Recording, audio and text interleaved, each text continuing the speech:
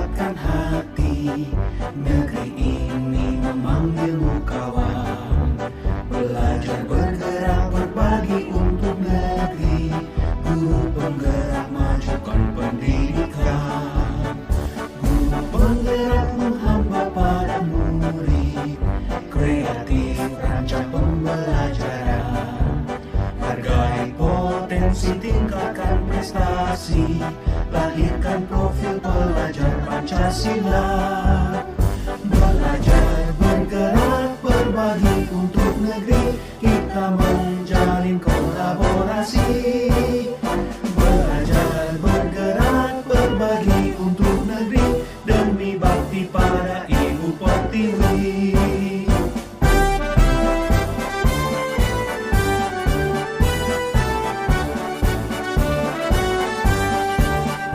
Bulatkan tekad, kuatkan hati. Negeri ini memanggilmu kawan. Belajar bergerak berbagi untuk negeri. Guru penggerak majukan pendidikan. Guru penggerak menghamba pada murid.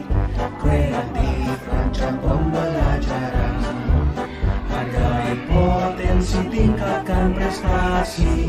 Lahirkan profil pelajar Pancasila. Belajar bergerak berbagi untuk negeri. Kita menjalin kolaborasi. Belajar bergerak berbagi untuk negeri. Demi bakti pada Ibu Pertiwi. Belajar bergerak berbagi untuk negeri. Kita menjalin kolaborasi. Baik Bapak, terima kasih. Jadi ini setelah disetujui Pak Tri, nanti saya mohon untuk Pak Tri mengajak teman-teman Dewan Guru agar saya bisa mensosialisasikan di rapat dulu. Setelah itu atur jadwal untuk jadwal webinar Designasi Budaya Positif Modul 1.4. Nanti akan saya sampaikan kepada Dewan Guru di SD 336 untuk melaksanakan Terima kasih Pak. Assalamualaikum warahmatullahi wabarakatuh. Waalaikumsalam warahmatullahi wabarakatuh.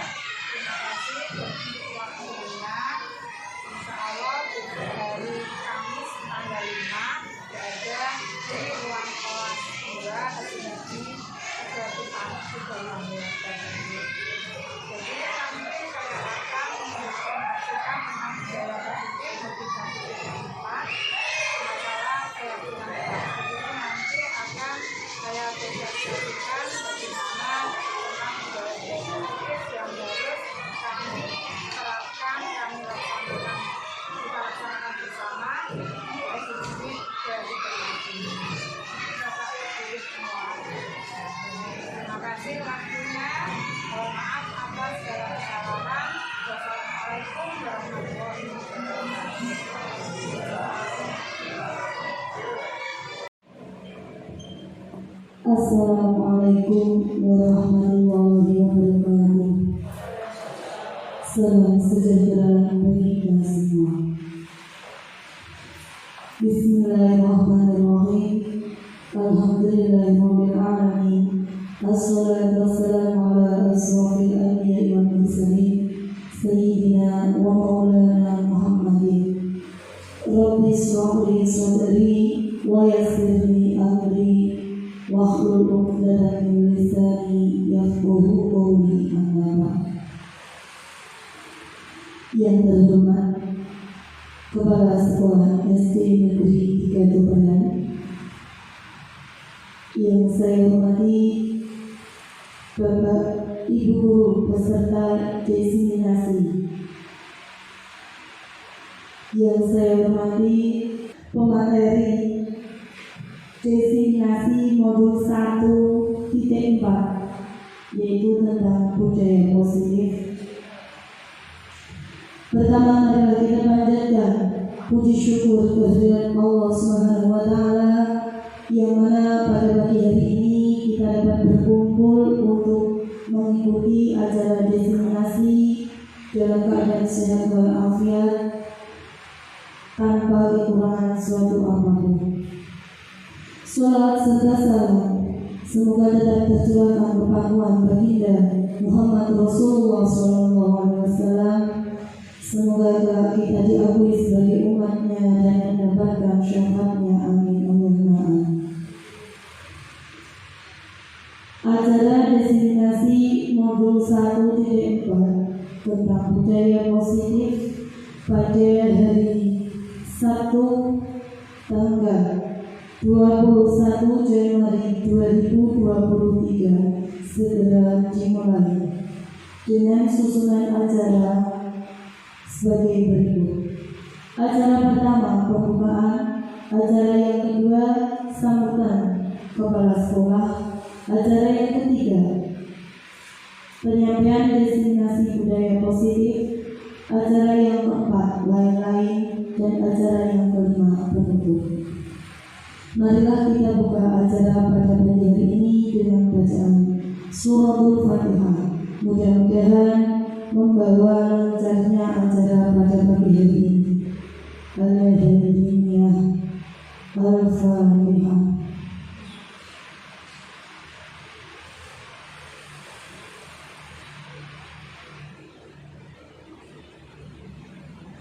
Terima kasih. Dilanjutkan acara yang kedua, sambutan dari kepala sekolah kepada beliau Bapak Supriyanto SPD, kami persilakan.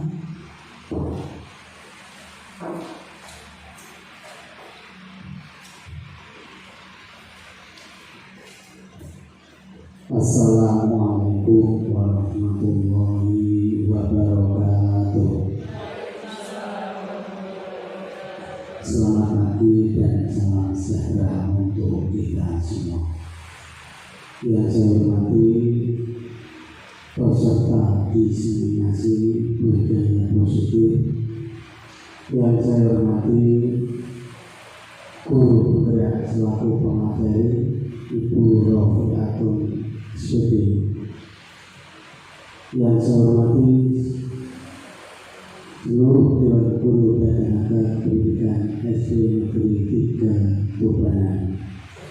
Pertama-tama marilah kita menambah rasa syukur kita kepada Allah Subhanahu wa Ta'ala, di mana pada siang hari ini kita semua bisa melaksanakan program dari guru penggerak, yaitu modul 1.4, yaitu budaya positif.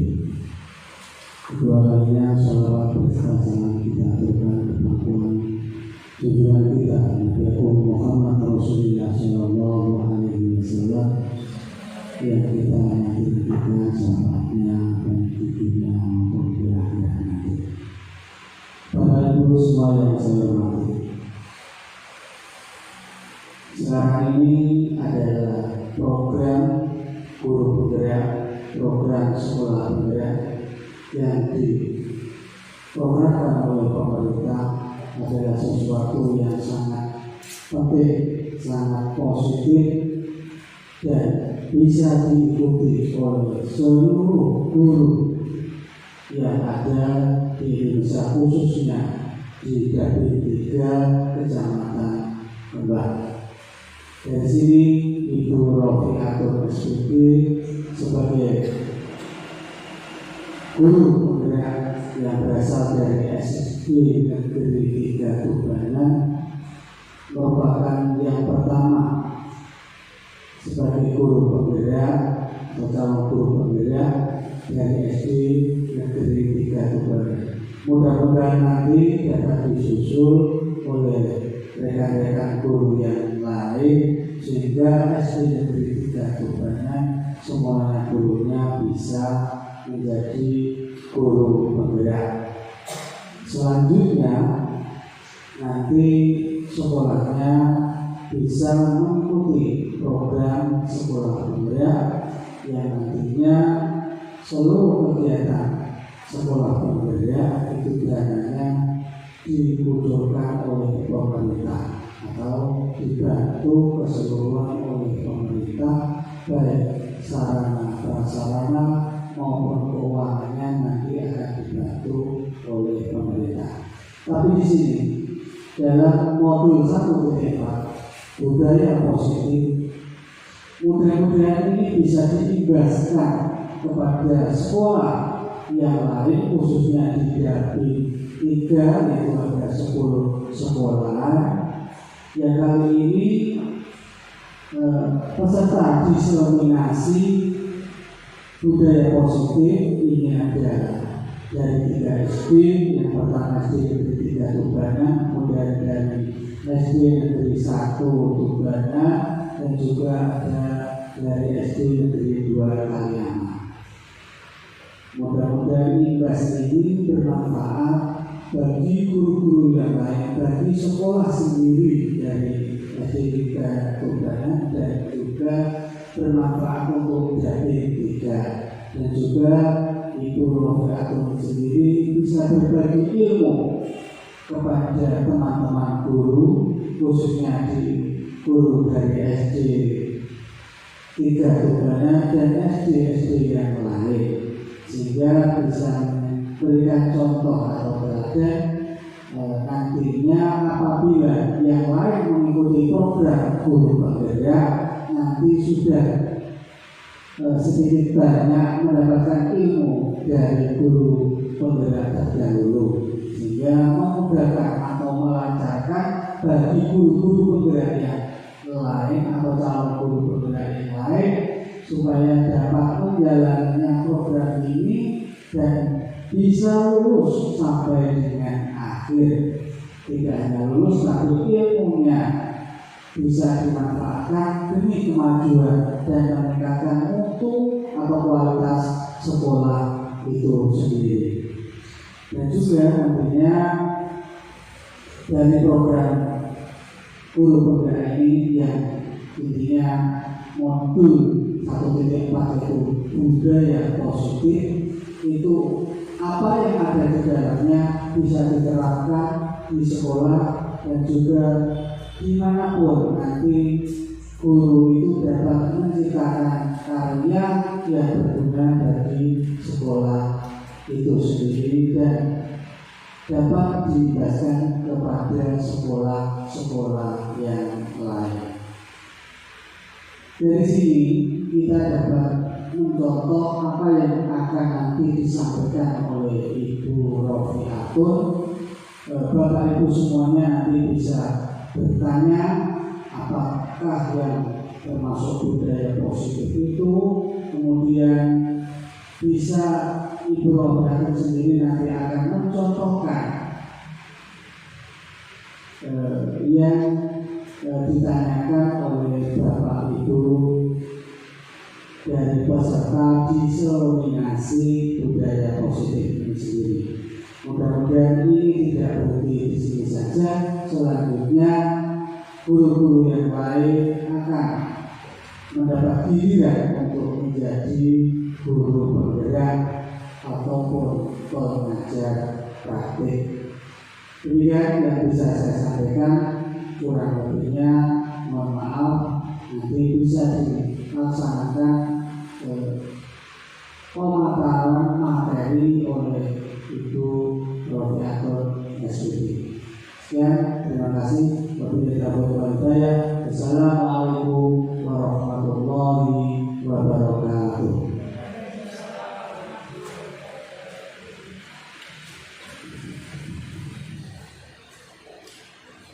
Terima kasih.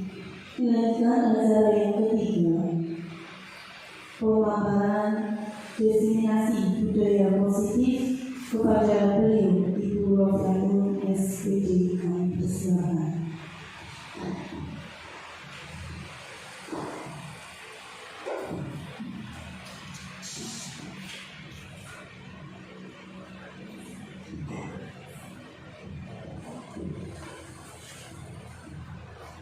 Assalamualaikum warahmatullahi wabarakatuh. Selamat pagi Bapak Ibu semua. Salam sejahtera bagi kita semua. Alhamdulillahirrahmanirrahim. Pada kesempatan pagi hari ini saya Rofianul SPD, guru SD Negeri 3 Tubanan, calon guru penggerak Angkatan 7 Kabupaten Jepara, akan melaksanakan diseminasi modul 1.4 budaya positif. Tergerak, bergerak, menggerakkan. Bapak Ibu yang berbahagia, saya ucapkan terima kasih kepada Bapak Ibu semua atas kesediaannya untuk mengikuti acara diseminasi modul 1.4 budaya positif yang saya laksanakan pada hari ini. Mudah-mudahan saya bisa menyampaikan materi budaya positif dengan gamblang, dan nanti Bapak Ibu juga akan menjelaskan di sekolah masing-masing, utamanya ke peserta didik kita.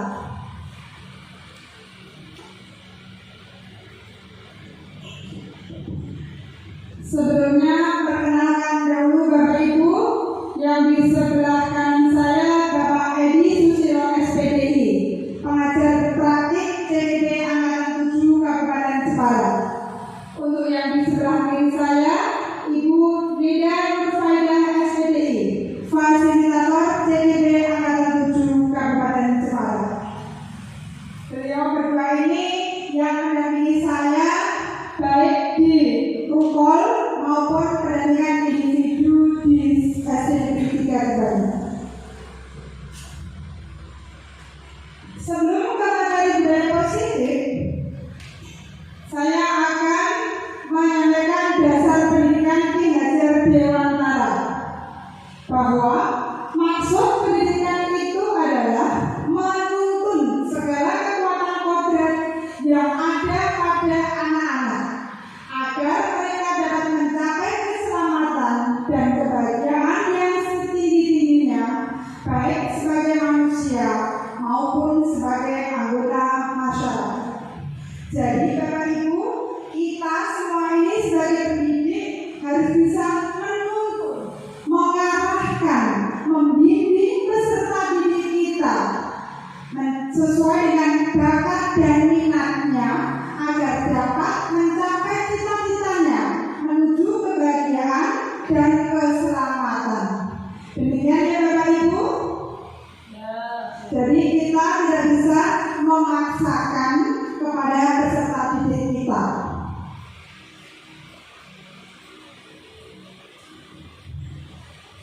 Fisiologi Ki Hajar Dewantara tentunya merupakan hal yang tidak asing bagi Bapak Ibu semua.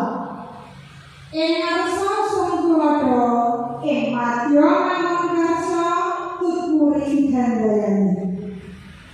Bahwa menjadi seorang pemimpin harus mampu memberikan teladan atau di depan memberikan contoh, bahwa kita sebagai pendidik harus bisa menjadi teladan untuk murid-murid kita, memberikan contoh yang positif, mulai dari kegiatan yang kita lakukan sehari-hari, semuanya merupakan cermin untuk siswa-siswa kita, untuk peserta didik kita, dan umumnya juga pada masyarakat. Emadyo manungkarso, seseorang di tengah kesibukannya harus mampu membangkitkan atau menggugah semangat. Di sini mengandung arti bahwa kita sebagai pendidik harus dapat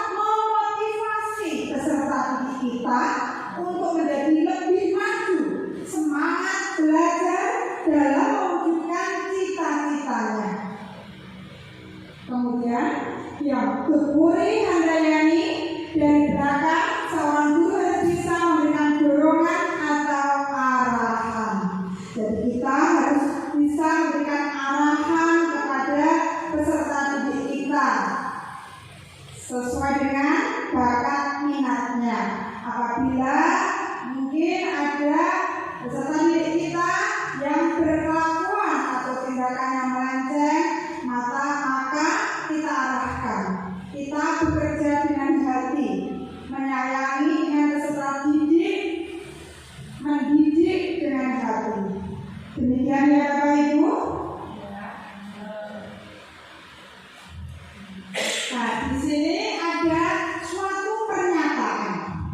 Apakah Bapak Ibu setuju dengan pernyataan ini? Pernyataan yang pertama, hukuman dapat mendisiplinkan anak. Bagaimana menurut Bapak Ibu? Setuju atau tidak? Ya. Nah, ada yang setuju, ada yang tidak. Bagus, tentunya Bapak Ibu memiliki alasan ya, dan menjawab setuju ataupun tidak. Nanti akan saya persilakan mengungkapkan alasannya setelah pernyataan yang ketiga. Sekarang yang kedua, pemberian hukuman dengan hal positif seperti membaca atau membersihkan halaman sekolah dapat meningkatkan disiplin anak. Bagaimana? Setuju atau tidak, Bu? Bapak? Ya, bagus. Ada yang setuju, ya. Sebagian besar setuju. Kemudian pernyataan yang ketiga, memberi penghargaan dapat meningkatkan motivasi belajar anak. Bagaimana menurut Bapak Ibu? Setuju. Baik, tadi saya mendengar yang pertama ada yang setuju, ada yang tidak. Itu sangat bagus karena memang jawabannya bervariasi dan tentunya memiliki alasan sendiri-sendiri. Mungkin dari Bapak Ibu ada yang mau mengungkapkan alasannya kenapa hukuman dapat mendisiplinkan anak tersebut yang tidak setuju. Siapa tadi? Bu? Ah, ya. Bu Yuli silakan. Mengapa tidak setuju? Terima kasih waktu yang diberikan. Menurut saya hukuman yang tidak setuju itu hukuman secara fisik, Bu. Kalau hukumannya disuruh membaca, disuruh menulis, kalau itu menurut saya tidak apa-apa, bagus. Gitu nih. Jadi yang secara fisik dihukum, mungkin dihukum di WC atau mungkin dihukum dikunci di kelas gitu. Ya, tidak setuju seperti itu. Terima kasih. Terima kasih, tepuk tangan untuk Bu Yuli. Baik, jadi tadi hukuman yang secara fisik yang Ibu Yuli tidak setuju. Bagus sekali ya. Jadi untuk sekarang ini tidak diperkenankan hukuman secara fisik, apalagi untuk pembelajaran misalnya materi matematika, bahasa Indonesia yang tidak ada kaitannya dengan fisik, kecuali jika materi olahraga praktek. Nah, apabila anak disuruh lari putar sekali di lapangan, nah hukuman fisiknya itu bukan hukuman fisik, tapi ini untuk pemanasan sebelum olahraga, itu bisa dilakukan. Demikian ya Bapak Ibu. Terima kasih atas semangatnya. Kita lanjutkan. Dalam diseminasi kali ini, saya akan mengupas tentang topik dalam eksplorasi konsep modul disiplin positif dan nilai-nilai kebajikan universal. 2.2 teori motivasi, hukuman dan penghargaan restitusi. 2.3 keyakinan kelas. 2.4 kebutuhan dasar manusia dan dunia berkualitas. 2.5 restitusi, 5 posisi kontrol. 2.6 restitusi, segitiga restitusi.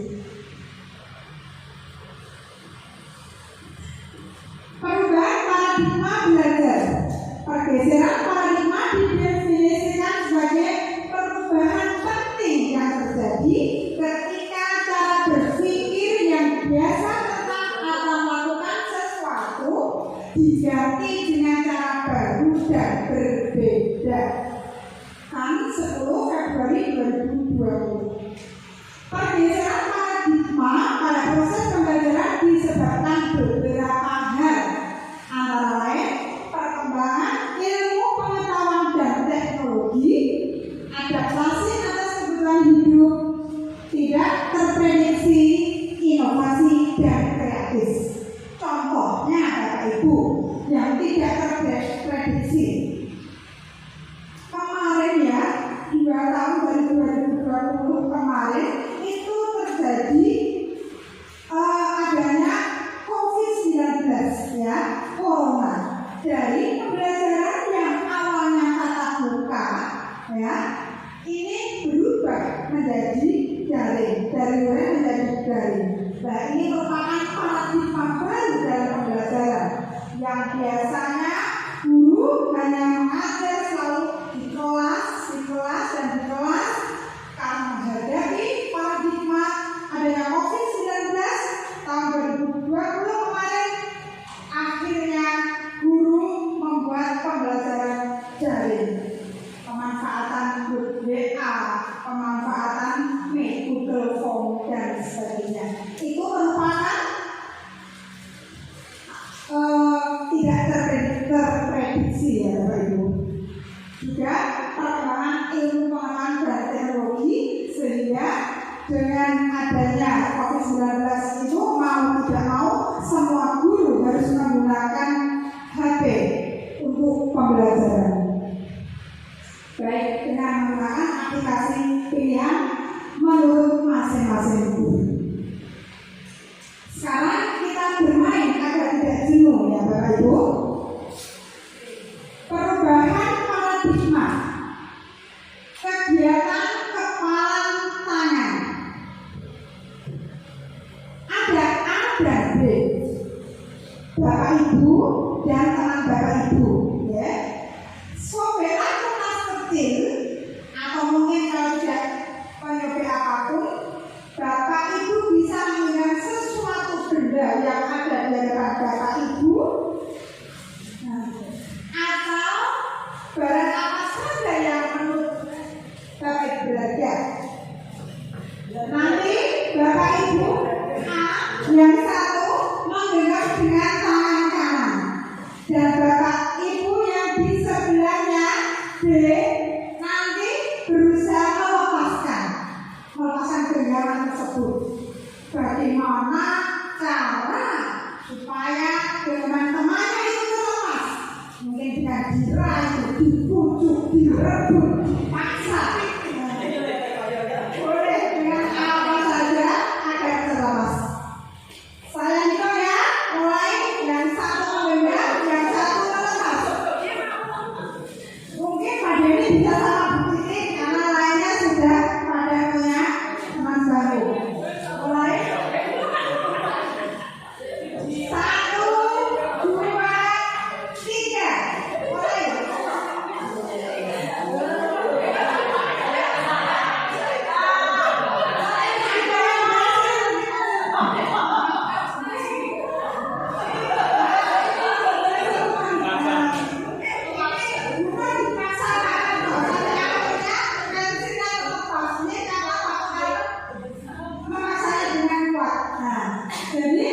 Dari filosofi ini apa yang Bapak Ibu tahu?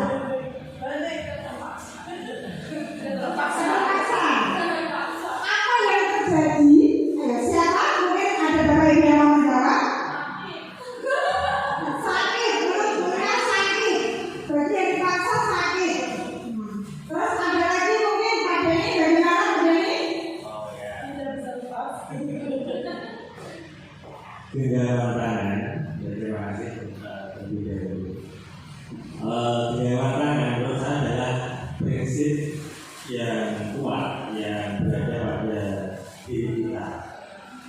Kita bisa melakukan sesuatu atau tidak itu tergantung apa yang ada dalam diri kita sendiri, kita mau bergerak atau mau diam atau melakukan apa saja, itu adalah kehendak kita sendiri.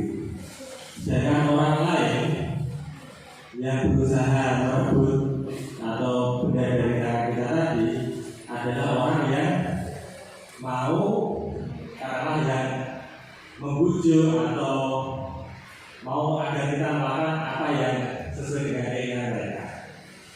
Nah, pada prinsipnya kita bisa melepas atau tidak itu tergantung dari kita sendiri.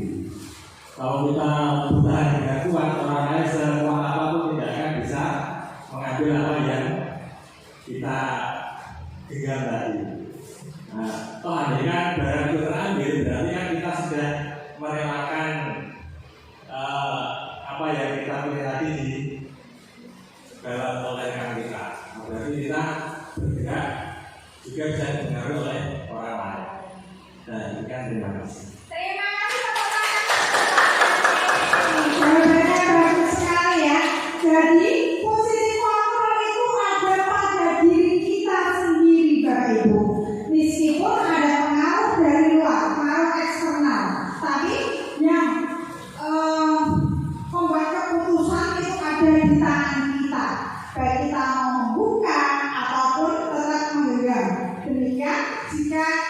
Demikian halnya jika kita punya keputusan, mungkin ada pengaruh dari luar mengajak apa. Nah, ini kalau tidak mau tetap tidak mau ya. Tapi kalaupun misalnya orang tersebut mau, itu memang meskipun ada pengaruh dari luar, tapi tetap ada keputusan dari dalam dirinya. Demikian ya Bapak Ibu, bisa dipahami semuanya? Kita lanjutkan. Nah, ini perubahan paradigma dari kontrol. Ilusi kontrol yang pertama, ilusi guru mengontrol murid. Ilusi bahwa kritik membuat orang merasa bersalah dapat menguatkan karakter.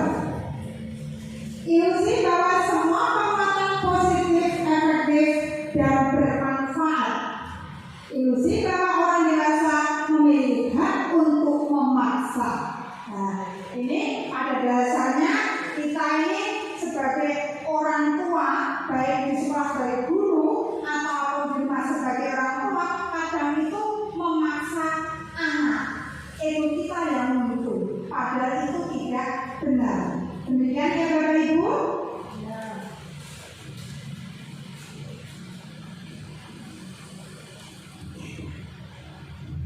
Kita lanjutkan ke berikutnya, disiplin positif dan nilai kebajikan universal.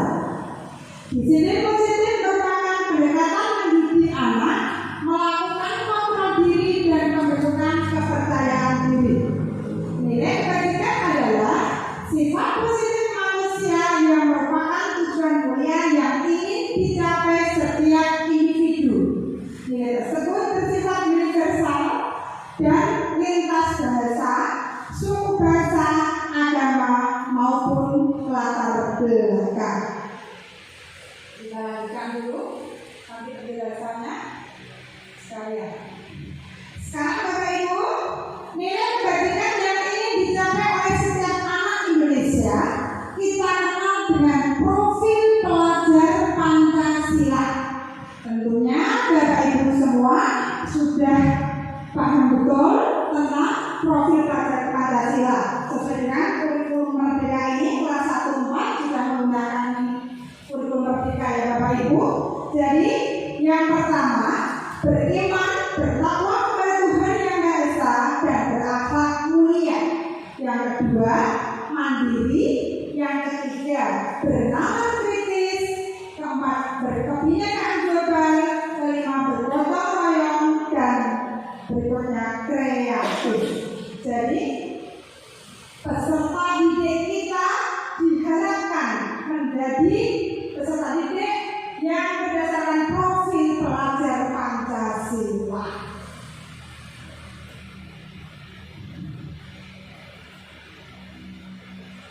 Motivasi perilaku manusia. Menurut Dian Watson dan bukunya Restructuring School Discipline, ada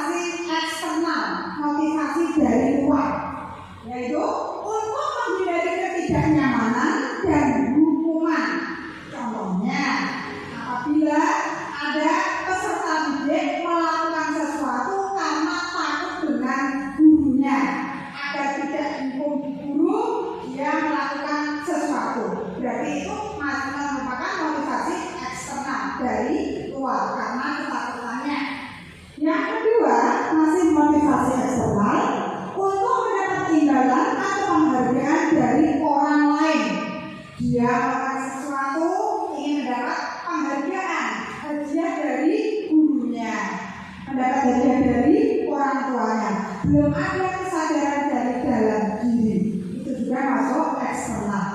Dan berikutnya merupakan motivasi internal untuk menjadi orang yang mereka inginkan dan menghargai diri sendiri dengan nilai-nilai yang mereka percaya. Dan ini merupakan tujuan disiplin positif. Jadi mereka melakukan sesuatu karena keinginannya, ingin menghargai diri sendiri dengan kesadarannya, melakukan budaya positif. Contohnya, jika ketemu Bapak Ibu guru, mengucapkan salam, terus apalagi mengikuti apel pagi, membaca Asmaul Husna bersama, berdoa sesuai dengan agama dan kepercayaan masing-masing. Kebiasaan 5S itu ya Bapak Ibu: senyum, salam, sapa, sopan, dan santun.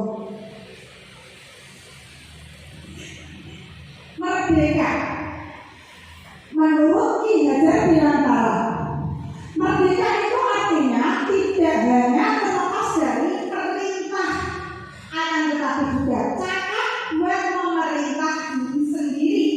Jadi pembelajaran yang merdeka itu bukan karena diperintah, tapi sudah mempunyai kesadaran dari dalam diri untuk melakukan hal-hal positif, kebiasaan-kebiasaan yang positif.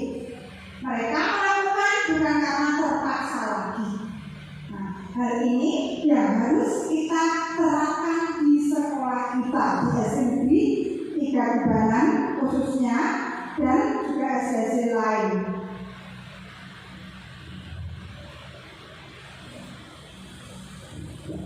Sekarang kita beralih ke restitusi. Apa itu restitusi? Restitusi adalah proses menciptakan kondisi bagi murid untuk memperbaiki kesalahan mereka, sehingga mereka bisa kembali pada kelompok mereka dengan karakter yang lebih kuat.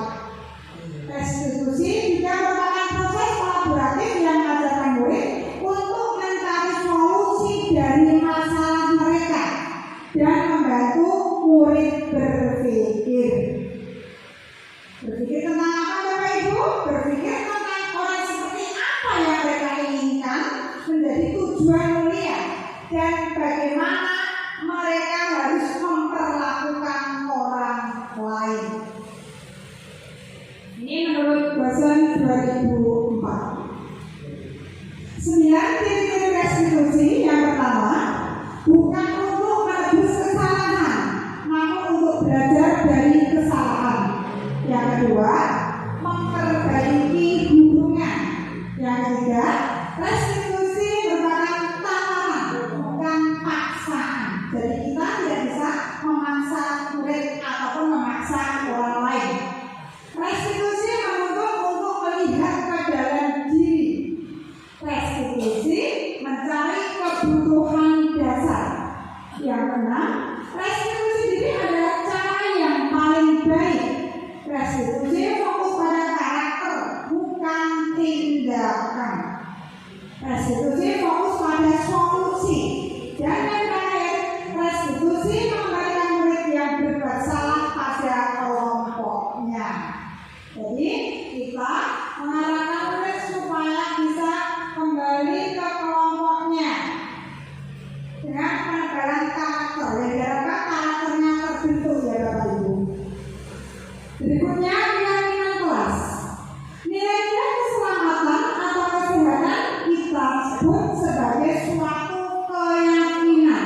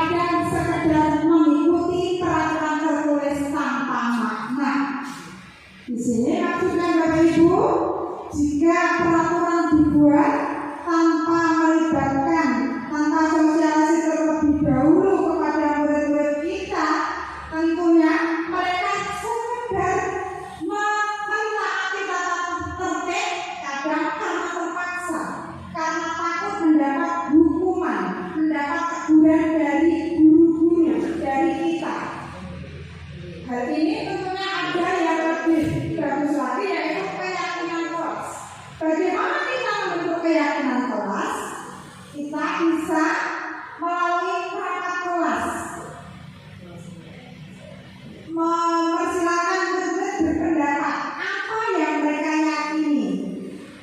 Mungkin menulis dengan kuesioner atau maju ke depan di sana.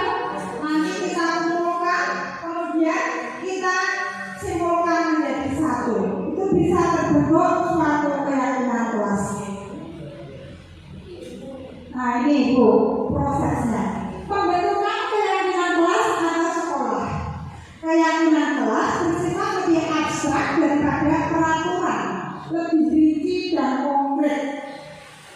Keyakinan kelas berupa pertanyaan-pertanyaan universal. Pernyataan keyakinan kelas dibuat dalam bentuk positif. Keyakinan kelas hendaknya tidak terlalu banyak sehingga mudah dipahami dan diingat semua warga kelas. Jadi keyakinan yang dibuat dan disepakati seluruh anggota kelas, murid-murid kita di kelas tersebut, kita simpulkan dan nanti akan dipatuhi dengan kesadaran dari dalam diri seluruh warga kelas ataupun warga sekolah. Ini contoh keyakinan kelas SD Negeri 3 Kebalan, dan juga di kelas yang saya ampuh itu murid sudah membuat keyakinan kelas dengan mengumpulkan pendapatnya, kemudian disimpulkan bersama-sama.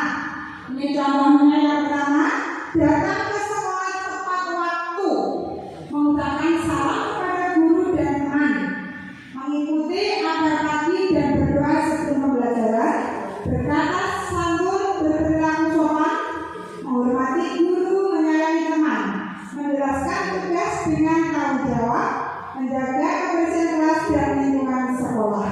Ada lagi yaitu saling membantu sesama teman. Dengan keyakinan kelas yang disepakati bersama oleh murid-murid kita, tentunya mereka sadar betul ingin melakukan sesuatu dengan yang terbaik. Jadi ini pernah terjadi, ada murid yang terlambat di kelas saya.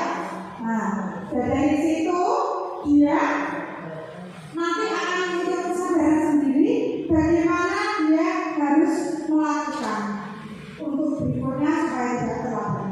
Harapannya seperti itu ya Bapak Ibu, timbul kesadaran dari dalam diri siswa. Berikutnya, kebutuhan dasar manusia dan dunia berkualitas. Yaitu yang pertama, kebutuhan untuk bertahan hidup, ya, survival. Yang kedua, kebutuhan kasih sayang dan rasa diterima, love and belonging. Yang ketiga, penguasaan, power. Yang keempat, kebebasan, freedom. Dan yang kelima, kesenangan, fun. Jadi manusia mempunyai 5 dasar kebutuhan.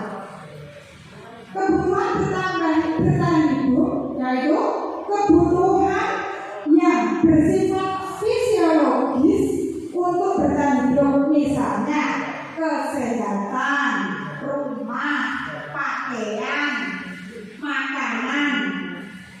Ini merupakan kebutuhan bertahan hidup.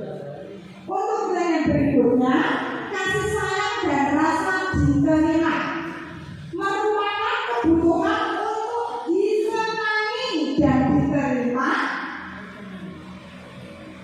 meliputi kebutuhan akan hubungan dan koneksi sosial, kebutuhan memberi dan menerima kasih sayang, baik di sekolah sesama teman maupun dengan bapak ibu guru, juga di rumah antara anak dan orang tua. Ini merupakan kebutuhan manusia.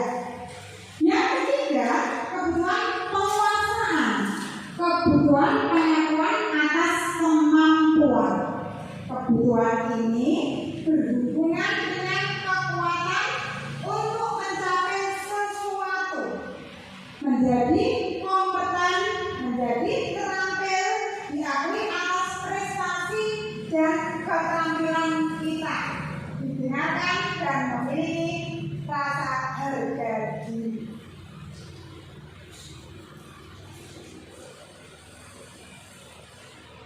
Sekarang yang keempat, kebutuhan akan pilihan atau kebebasan. Jadi kebebasan merupakan kebutuhan akan kemandirian, otonomi, memiliki pilihan dan mampu mengendalikan arah hidup seseorang. Anak-anak punya kebutuhan kebebasan yang tinggi menginginkan pilihan. Mereka perlu banyak bergerak, suka mencoba dan tidak terpengaruh orang lain dan suka mencoba hal-hal baru yang menarik.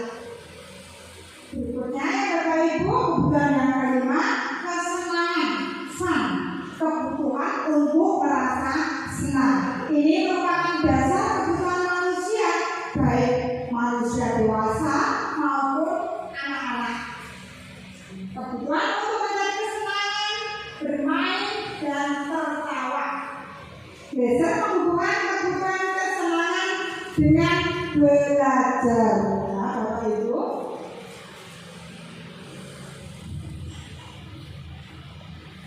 Kemudian yang kelima, berikutnya 5 posisi kontrol. Teori kontrol Dr. William Glasser berkesimpulan ada 5 posisi kontrol, yaitu sebagai penghukum, yang kedua pembuat merasa bersalah, yang ketiga teman, yang keempat pemantau, dan yang kelima manajer. Jadi posisi kita sebagai pendidik Bapak Ibu ya, kita ini bisa masuknya ini sebagai apa dalam menangani kasus-kasus anak, masuk dalam posisi penghukum, pembuat merasa bersalah, atau sebagai manajer. Nah, kita pelajari lebih lanjut. Sebagai penghukum, seorang penghukum biasanya menggunakan hukuman fisik maupun verbal. Nah, ini yang tadi Ibu Juli tidak setuju ya, bahwa hukuman fisik itu tidak diperkenankan, tidak diperbolehkan. Juga hukuman verbal akan diingat anak sepanjang masa. Jadi kita harus berhati-hati dalam kata-kata kepada peserta didik kita. Kita harus selalu berkata positif, harus membudayakan budaya positif agar anak-anak didik kita, peserta didik kita menerapkan budaya positif. Kemudian yang kedua, membuat merasa bersalah. Membuat rasa bersalah akan menggunakan keheningan yang membuat orang lain merasa tidak nyaman, bersalah atau rendah diri. Pada posisi ini guru bersuara lembut. Misalnya ada anak yang mengalami kasus, terus guru memposisikan dirinya sebagai pembuat merasa bersalah. Mungkin guru akan berkata, bagaimana kalau kamu yang menjadi guru dan anak ini akan merasa apa? Merasa sangat bersalah, membuat merasa bersalah. Nah, ini. Yang ketiga, sebagai teman, guru pada posisi ini tidak akan menyakiti muridnya, namun akan tetap berupaya mengontrol murid melalui persuasi. Posisi teman pada guru bisa negatif ataupun positif, ya. Kalau bisa kita tetap sebagai posisi kontrol di posisi yang positif. Yang keempat, memantau. Memantau berarti mengawasi.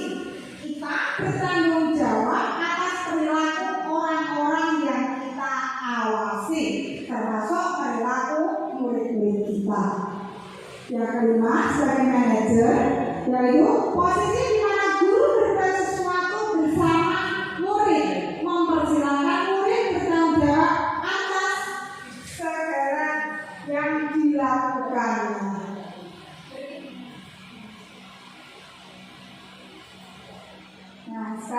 segitiga restitusi ya. Kita ini Bapak Ibu Guru diterapkan dalam menangani masalah anak menggunakan segitiga restitusi.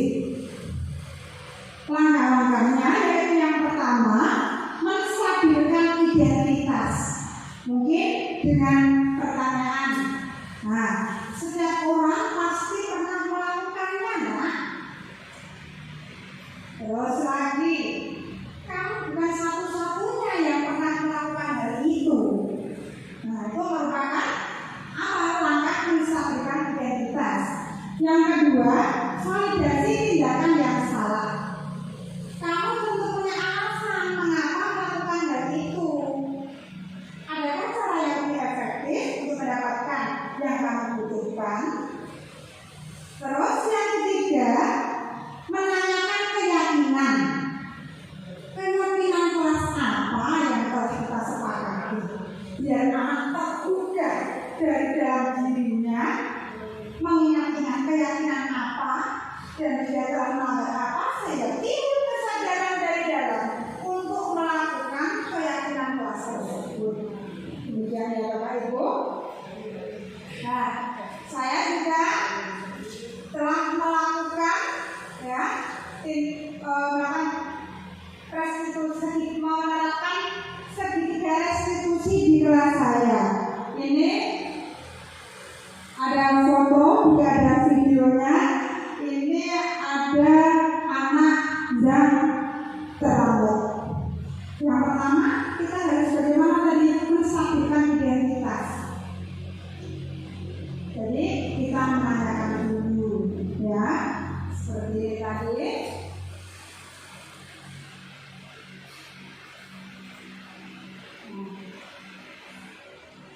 Mungkin dengan pertanyaan, setiap orang, kamu bukan satu-satunya yang pernah terlambat. Nah, kadang anak dipanggil sama guru itu sudah terasa takut ya Bapak Ibu. Jadi dengan pertanyaan seperti itu, dia akan merasa lebih tenang. Kemudian ditanya, kamu tentu punya alasan kenapa kamu terlambat. Mungkin karena kamu kesiangan, atau mungkin karena ibunya sakit atau apa. Kita gali dulu alasannya karena apa. Baru kita ke keyakinan. Nah, kamu ingin jadi orang yang seperti apa? Dia akan ingat tentang keyakinan kelas yang telah disepakati di kelas bersama teman-temannya. Dia akan membuat perubahan dengan sendirinya, akan mengakui sendirinya. Dia akan bilang mungkin, ya Bu, saya terlambat, besok lagi saya tidak akan terlambat. Mungkin dengan tidur sebelum jam 9 atau maksimal jam 9 agar tidak bangun kesiangan dan sebagainya. Itu merupakan penerapan segitiga restitusi dalam menangani masalah. Begitu ya Bapak Ibu. Nah, ini sudah hampir selesai refleksinya. Hal baru apa yang mengubah paradigma Bapak Ibu yang Bapak Ibu dapatkan dari diseminasi saya hari ini? Yang kedua, perasaan apa yang muncul selama mengikuti sesi diseminasi ini, khususnya mengenai makna disiplin dan motivasi intrinsik, ya, motivasi dari dalam. Berikutnya, peran Allah seperti apa yang telah saya lakukan selama mengikuti mobil ini. Yang keempat, saya akan menjadi Allah yang seperti apakah setelah mengikuti mobil ini. Silakan ditulis Bapak Ibu di pamflet yang nanti akan saya share ya Bapak Ibu. Bagaimana sih Bapak Ibu?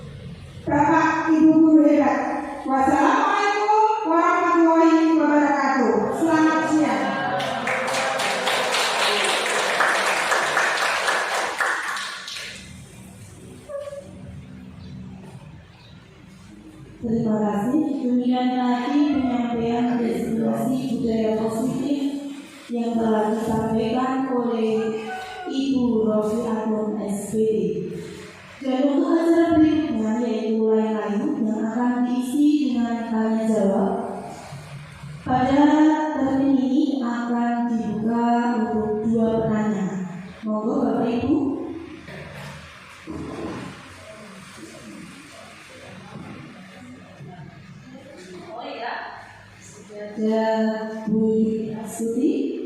Dan siapa monggo satu lagi?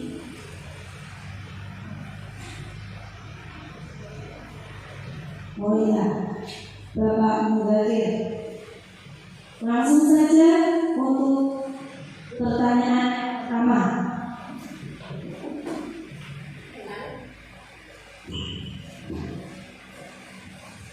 Terima kasih waktu yang diberikan.